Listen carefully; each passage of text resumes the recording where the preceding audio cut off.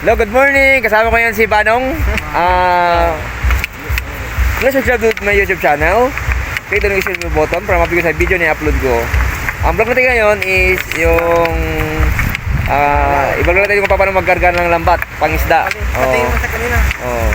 Kapayans, DCB TV. Good morning, just keep on watching. Okay. Mayans, ito po yung mayans para magkarga ng lambat. Ito po yung lambat na ginagamit sa pangingisda. Ito yon. Ito yung si kaibigan kong si Rani ito. Rani. Tapos yung papa niya si ano? Ano pa ito papa ni Rani?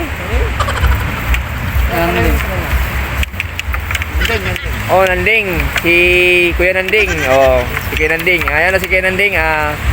Kinakarga niya yung ano? Ayan si Banong. Ayan, ang ginagawa nila, bali yung anong tawag diyan, yung pampabigat, yung parang bato. Ayun, doon ilalagay yan. Ayun yun, doon ilalagay Tapos itong itong parang palutang yung ginugupit na parang gamaw o kaya mga guma, yung palutang, dito yan ilalagay. Ayan si Rani ang nalalagay dito. Ganito ang itsura niya para pabilog. Ayan.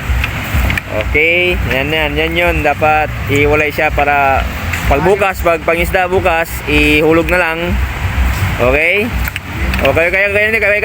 Kaway. Sila kaway Rani.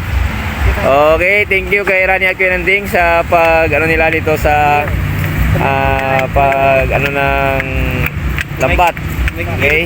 Okay, salamat kay Kuya Nanding at kay Rani. Mag-ama itong dalawa ito, nag-ayos ng lambat para bukas sa pagpangingisda. Kaya yan, salamat sa panonood. Just keep on watching. Sana nasa mabuting kalagayan. God bless everyone. More power. Bye-bye!